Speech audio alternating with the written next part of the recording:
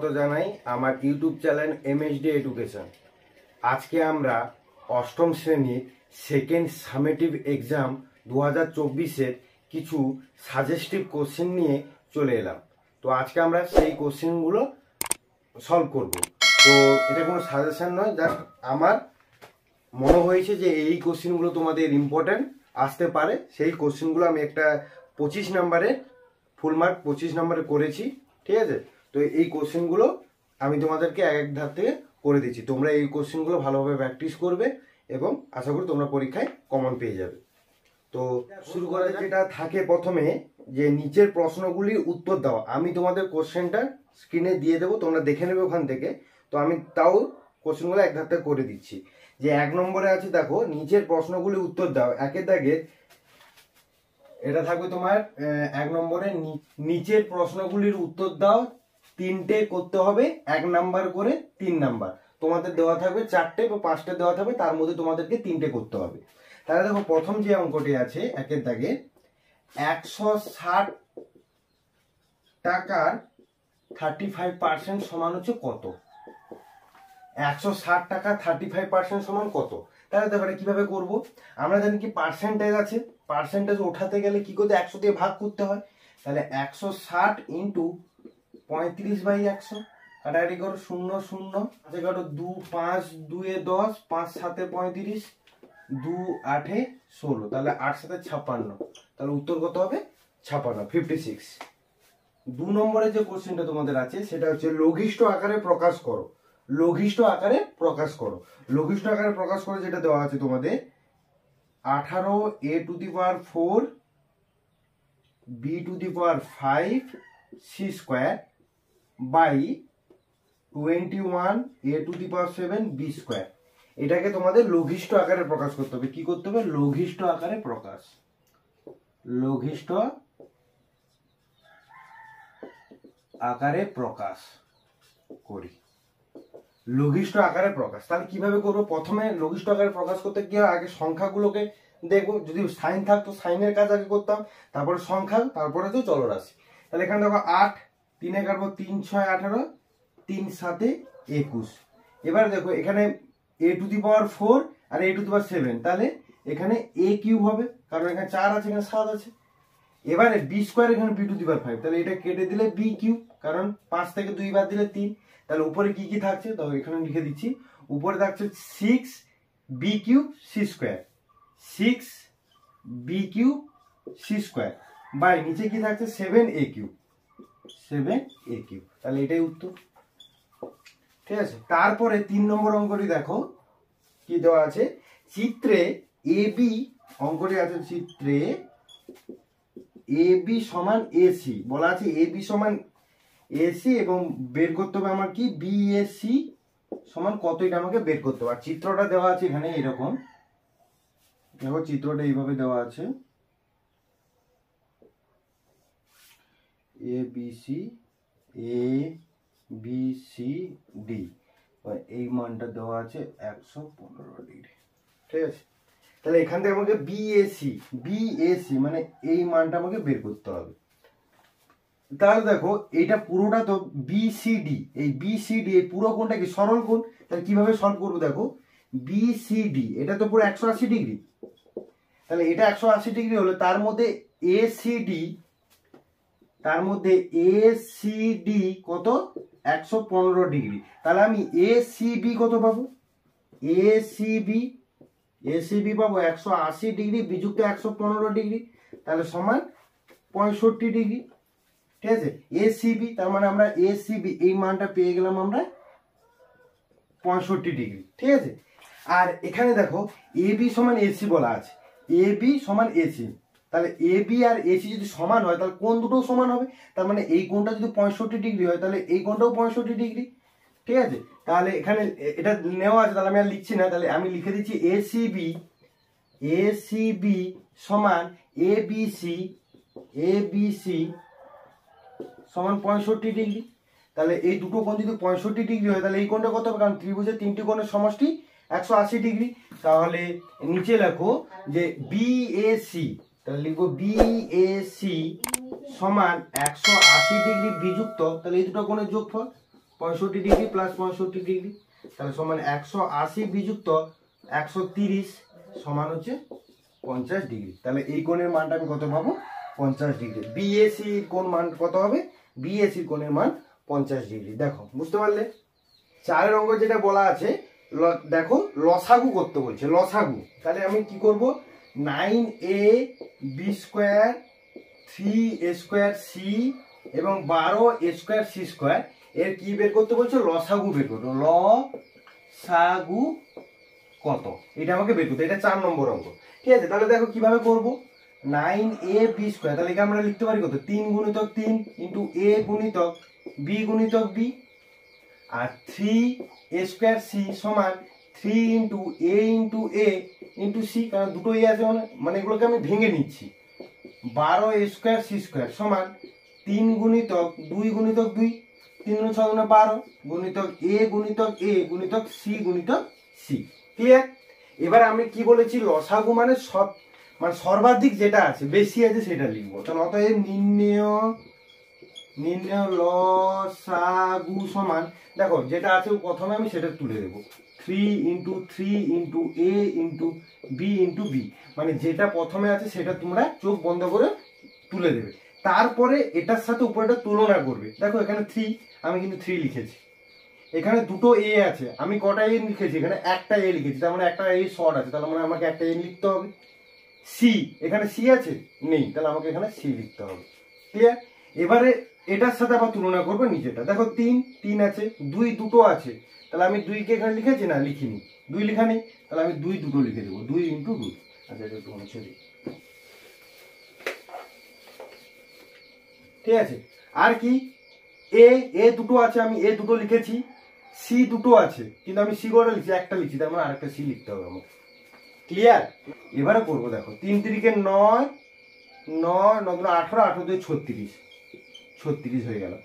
a square, তাহলে a square, b square, c square. দেখো এটা হচ্ছে লসাগু হয়ে গেল 36 a square b square c square. এটা হচ্ছে আমাদের উত্তর। ঠিক আছে, এরপরে দেখো বন্ধুরা, 2 এর দাগে যে কোনো দুটি প্রশ্নের উত্তর দাও।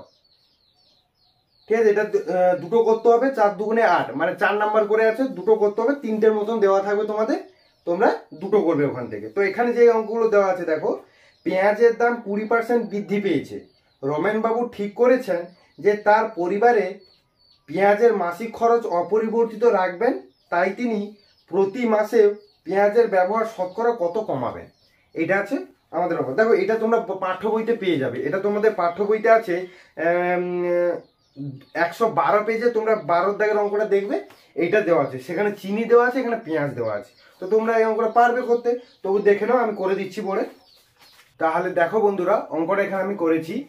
কি অঙ্কটা ছিল? যে পেঁয়াজের দাম 20% বৃদ্ধি পেয়েছে, রমেনবাবু ঠিক করেছে তার পরিবারে পেঁয়াজের মাসিক খরচ অপরিবর্তিত রাখবেন, তাই তিনি প্রতি মাসে পেঁয়াজের ব্যবহার শতকরা কত কমাবেন। তাহলে ধরি আগে 100 টাকায় 100 একক পেঁয়াজ পাওয়া যেত, পেঁয়াজের মূল্য 20% বৃদ্ধি পাওয়া এখন 120 টাকায় 100 একক পেঁয়াজ পাওয়া যায়।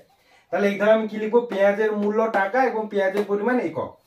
এবারে 120 টাকায় পাওয়া যায় 100 একক, 100 টাকায় পাওয়া যাবে কত একক? তাহলে পেঁয়াজের মূল্য এবং পরিমাপের সরল সম্পর্ক, তাহলে পেঁয়াজের পরিমাণ কত হবে? 100 ইন্টু সরল সম্পর্ক হলে কি হবে? উল্টে যায়, 250/3 একক। তাহলে পেঁয়াজের মাসিক ব্যবহার কমাতে হবে সমান কত? 100 থেকে আমি যেটা বেরিয়েছে এটা বিয়োগ করে দিলাম, তাহলে 16×2/3 একক। ঠিক আছে, খুব সহজ আছে। তো তোমরা অঙ্কটা তুলে নাও। হয়েছে? তাহলে এরপরে আমরা যেটা করব সেটা হচ্ছে 2 এর দাগের অঙ্কটি। দেখো, এক পাত্র শরবতে 5:2 অনুপাতে সিরাপ ও জল মেশানো আছে। ওই শরবতে কতটুকু অংশ তুলে নিয়ে তার পরিবর্তে সমপরিমাণ জল মেশালে সিরাপ ও জলের পরিমাণ সমান সমান হবে। তাহলে এটাও তোমাদের বইতে আছে, তোমরা দেখতে পাবে। এটা হচ্ছে মিশ্রণে 119 পৃষ্ঠার 11 দাগের অঙ্কটি। এটা খুবই ইম্পর্টেন্ট অঙ্ক। তো দেখো, এটাও আমি বোর্ডে করে দিচ্ছি তোমাদের, তো তোমরা দেখে নেবে। তো দেখো বন্ধুরা, এখানে অঙ্কটি আমি করেছি। বলা কি লিখেছি? ধরি পাত্রে x একক শরবত আছে, এর y একক শরবত তুলে নিয়ে সমপরিমাণ জল মেশালাম। শরবতে সিরাপ ও জলের অনুপাত 5:2। তাহলে এক্স একক শরবতের মধ্যে সিরাপ আছে এক্স গুণিত 5/7, কারণ এই দুটোর যোগফল 5/7 সমান 5x/7 একক, এবং জল আছে x × 2/7, তার 2x/7 একক। একই রকম ওয়াই একক শরবতের মধ্যে সিরাপ আছে y × 5/7 সমান 5y/7 একক, জল আছে y × 2/7 সমান 2y/7 একক। এক্স একক শরবত থেকে ওয়াই একক শরবত তুলে নিলে অবশিষ্ট শরবতে সিরাপ থাকবে কত? 5x/7 বিযুক্ত 5y/7, আর জল আছে 2x/7 - 2y/7 একক। এবং লাস্টে কি বলা ছিল যে ওয়াই একক তুলে নিয়ে তার পরিবর্তে সম্পূর্ণ জল মেশালে, তাহলে এখানে জল আবার ওয়াই একক জল মেশালে জলের পরিমাণ হবে, জল ছিল এটা, তার সাথে আমি জলটা মিশিয়েছি কত? ওয়াই, তাহলে 2x/7 - 2y/7 প্লাস ওয়াই একক। তাহলে এটা হচ্ছে এত দূর পর্যন্ত তোমরা তুলে নাও, তারপর আমি মুছে শর্তানুসারে এটা লিখবো। ঠিক আছে, তাহলে এখানে শর্তানুসারে এটা দেখো আমি মুছছি। তাহলে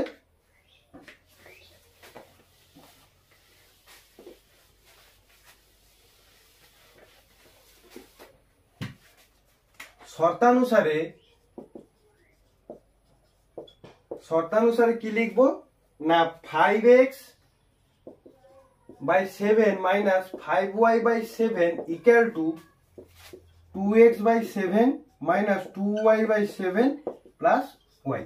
ঠিক আছে, তাহলে এটা কিভাবে ক্যালকুলেশন করবো?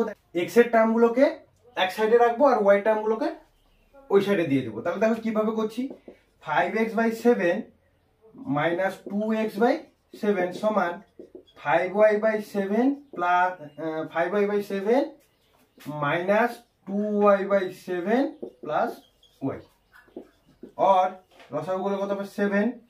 5x - 2y সমান এটা লসাগু গুলো 7, 5y - 2y প্লাস 7, और 3y/7 সমান এটা হচ্ছে 5 7 5 12, 12 × 10 10y,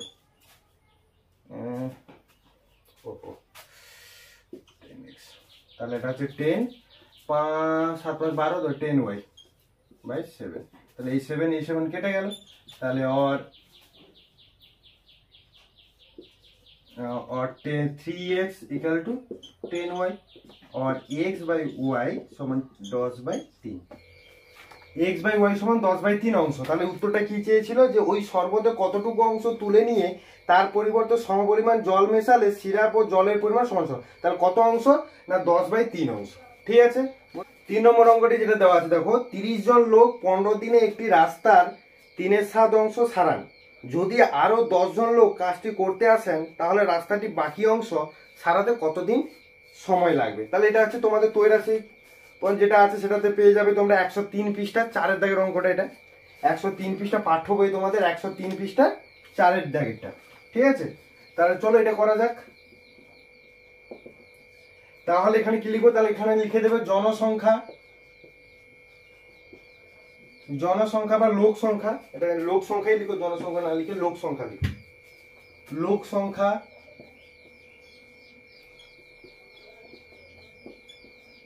জন, সময়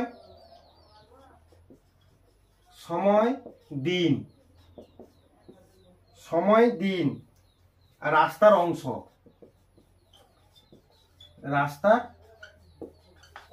মানে এটা অংশ হবে। ঠিক আছে, এককটা এটা অংশ। তাহলে 30 জন লোক 15 দিনে 3/7 অংশ কাজ করে। যদি আরো 10 জন লোক কাজটি করতে আসে, যদি আরো 10 জন লোক, তাহলে 30 ছিল আরো 10 জন এলো করতে আসে, তাহলে বাকি কাজ মানে তাহলে 1 ছিল 3/7, তাহলে কত হবে? 4/7 অংশ কত দিনে করবে, এইটা আমাদের অঙ্ক। ঠিক আছে, তো এটা কিভাবে করব? তার সম্পর্কগুলো বের করে দিতে হবে সময়ের সাথে। আমরা জানি জনসংখ্যা দিন সঙ্গে সবসময় ব্যস্ত সম্পর্ক হয়। তাহলে লিখবো সময়ের সঙ্গে লোক সংখ্যা, সময়ের সঙ্গে লোক সংখ্যা ব্যস্ত সম্পর্ক। সেখানে তুমি রাস্তার অংশ স্থির লিখতে পারো, নাহলে এভাবে লিখতে পারো। এবং সময়ের সঙ্গে রাস্তার অংশ রাস্তার অংশ কি হবে, সরল সম্পর্ক। ঠিক আছে, এবার লিখবো অতএব নির্ণেয়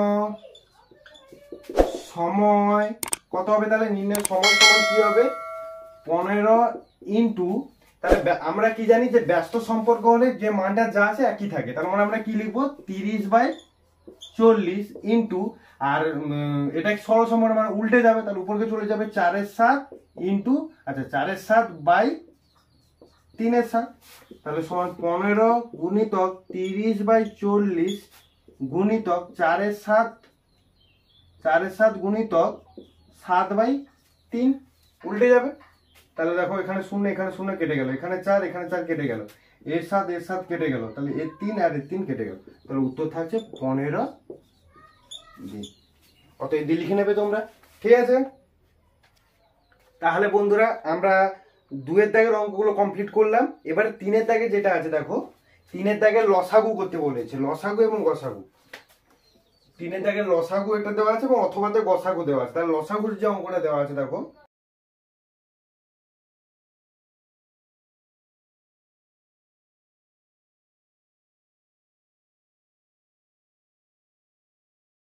সি, এটাকে আমাদের কিভাবে করতে বলছে, লসাগু করতে বলছে, লসাগু করো, এটা আমাদের লসাগু করতে বলেছে। ঠিক আছে, তাহলে দেখো এই অঙ্কটি দেওয়া আছে তোমাদের, তাহলে এখান থেকে আমি লিখবো প্রথম সংখ্যা মালা, একটা একটা করে করব, প্রথম সংখ্যা মালা। কিভাবে করব অঙ্কটা দেখো, প্রথম অঙ্কটা তুলো a square plus b square minus c square plus 2ab, তাহলে দেখো এটাকে আমি একটু সাজিয়ে নেব, কিরকম, a square plus 2ab plus b square minus c square করে দিলাম, তাহলে এটা একটা সূত্রে চলে এলো, তাহলে এটা কি হবে a প্লাস b তার হোল স্কয়ারের সূত্র মাইনাস c স্কয়ারের সূত্র, তাহলে এটা a স্কয়ার মাইনাস b স্কয়ারের সূত্র হয়ে গেল, তাহলে এটা a plus b plus c আর a plus b minus c হয়ে গেল, প্রথম সংখ্যামালা হয়ে গেল। এবার লিখো দ্বিতীয় সংখ্যামালা,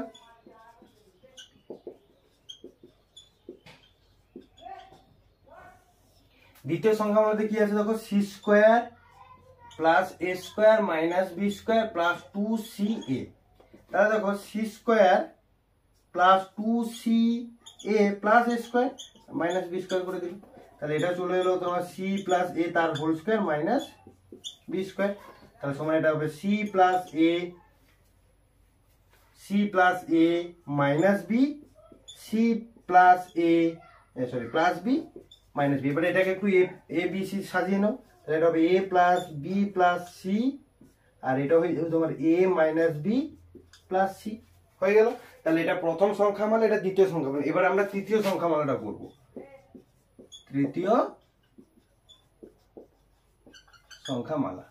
তাহলে দেখো তৃতীয় সংখ্যামালাতে কি আছে, b square plus c square minus a square plus 2bc, তাহলে b square plus 2bc, b square plus 2bc plus c square minus a square, তাহলে সমান এটা হয়ে যাবে b প্লাস c তার whole square minus a square, তাহলে এটা b plus c plus a, b plus c minus a, তাহলে সাজিয়ে নাও a plus b plus c minus a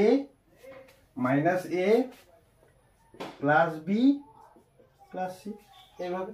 তাহলে অতএব লসাগু কি হবে, অতএব লসাগু, বা এটাকে তোমরা এইভাবে রাখতে পারো, এটা মাইনাসে আছে যখন, এটা না মাইনাস সামনে না দিয়ে তোমরা এইটাই লিখতে পারো, একই রকম কোনো অসুবিধা নেই, b plus c minus a এটাও লিখতে পারো। তাহলে লসাগুটা কি হবে দেখো, আমরা কি বলছিলাম, লসাগু করতে হলে তোমাদের প্রথমে এটা লিখে নিতে হবে, তাহলে লিখে নাও প্রথম a plus b plus c, a plus b minus c, দেখো এই প্রথমে যে এটা আছে সেটা আমি লিখে নিয়েছি। এবারে দ্বিতীয়টার সাথে তুলনা করতে হবে, a plus b plus c, a plus b plus c আমার লেখা আছে, আমি আর এটা লিখবো না, a minus b plus c, আচ্ছা লিখেছি না, লিখিনি, তাহলে এটা লিখবো a minus b plus c, লিখে নিয়েছি। এবারে দেখো a plus b plus c, a plus b plus c লেখা আছে, এবারে b plus c minus a, এটা লেখা নেই, তাহলে এটা লিখবো b plus c minus a, তাহলে এটাই আমাদের উত্তর। ঠিক আছে, তাহলে লসাগু হয়ে গেল, দেখে নাও। এরপর দেখো 3 এর অথবা, অথবাতে কি দেওয়া আছে, গসাগু নির্ণয় করো দেওয়া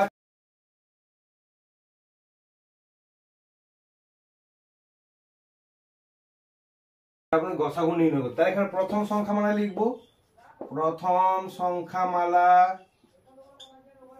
সংখ্যামালা কি আছে a স্কয়ার মাইনাস 1। তাহলে এটাকে আমরা লিখতে পারি a প্লাস 1 a মাইনাস 1, মানে a square minus b square হচ্ছে তো a প্লাস 1 a মাইনাস 1।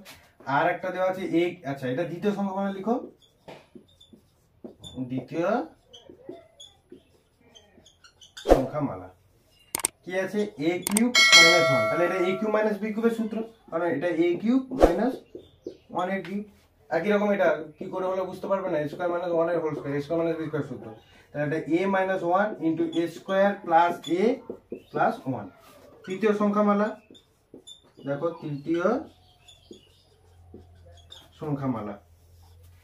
সংখ্যামালাতে কি আছে a square plus a minus 2। তাহলে এটা কি করবে, এটা মিডল টার্ম করে নাও, a square plus 2a minus a minus 2।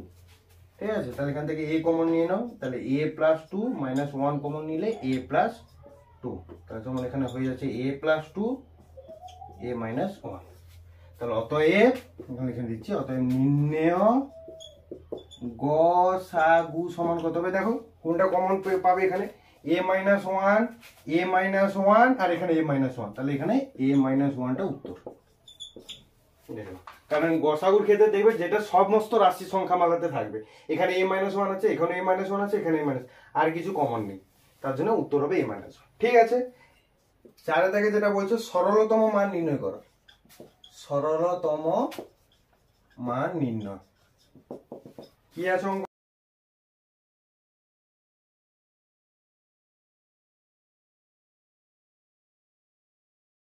এটা তোমাদের বইতেই আছে।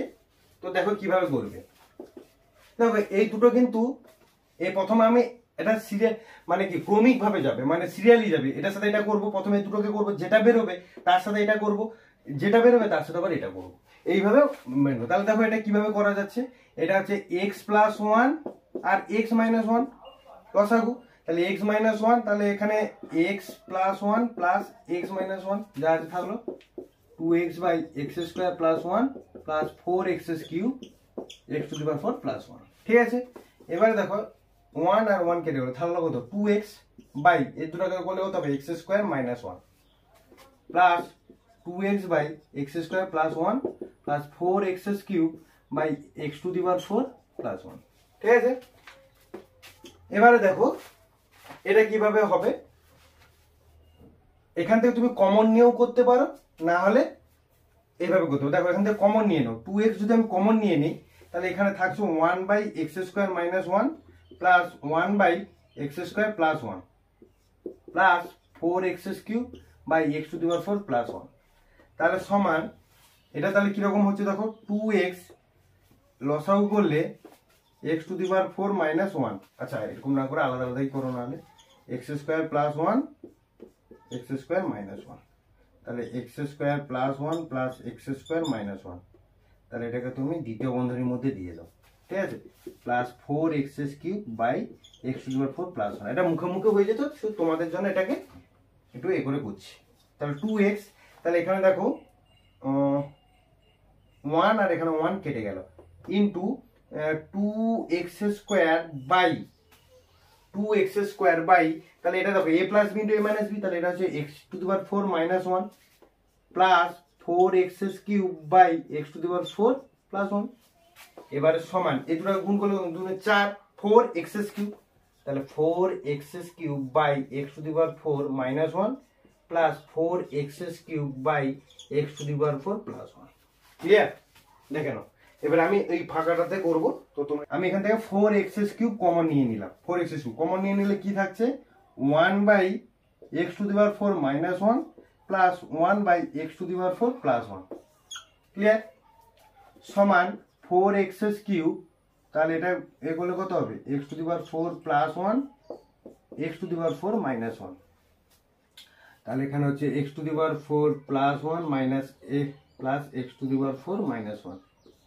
এই তাহলে 4x কিউব, তাহলে এখানে 1 আর 1 কেটে গেল, প্লাস 1 মাইনাস 1 কেটে গেল, তাহলে x টু দি পাওয়ার 4 আর x to the power 2x to the power 4 2x to the power 4 by এটা হবে x to the power 8 minus 1। কারণ দেখো x X to the power 4 plus 1, A plus B into A minus B, তাহলে X to the power 4 এর whole square মানে কত? X to the power 8, এটা হলো তার সমান 4 2 8 X to the power 7 by X to the power 8 minus 1, এটা হচ্ছে উত্তর। ঠিক আছে, এটা কিছু না, মানে গুণ চিহ্ন আছে, গুণ চিহ্ন আছে। তো দেখে নাও অঙ্কটা। এরপর যেটা আছে তোমাদের 4 দাগের অথবা, অথবা কি আছে? উৎপাদকে বিশ্লেষণ করো।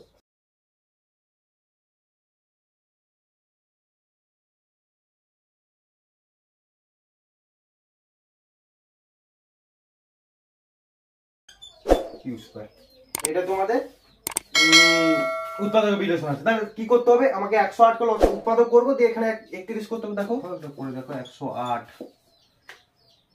3 তিরিকে 9, 3 তিরিকে 9, 10 3 6 18, 3 3 3 দুনে 6, 3 গেলে 3 4 12, 2 2 4, 27 27 প্লাস 4 করো, দিলে 31 হয়ে যাবে।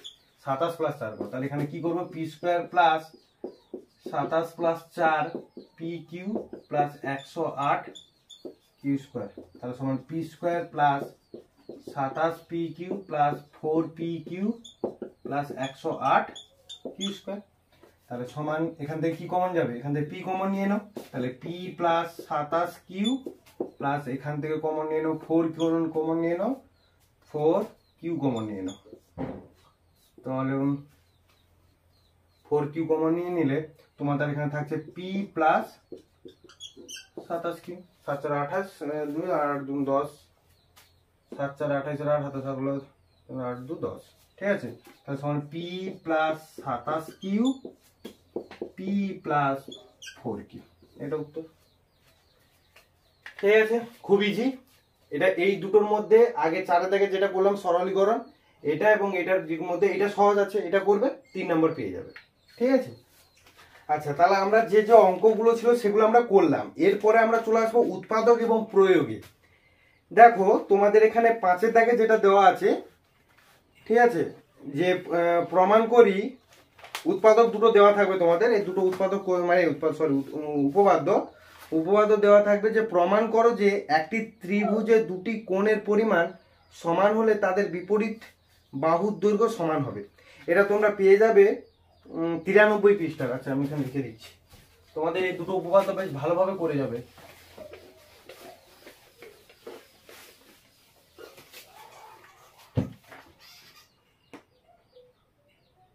ঠিক আছে, এটা করলে তোমরা 4 নাম্বার পাবে।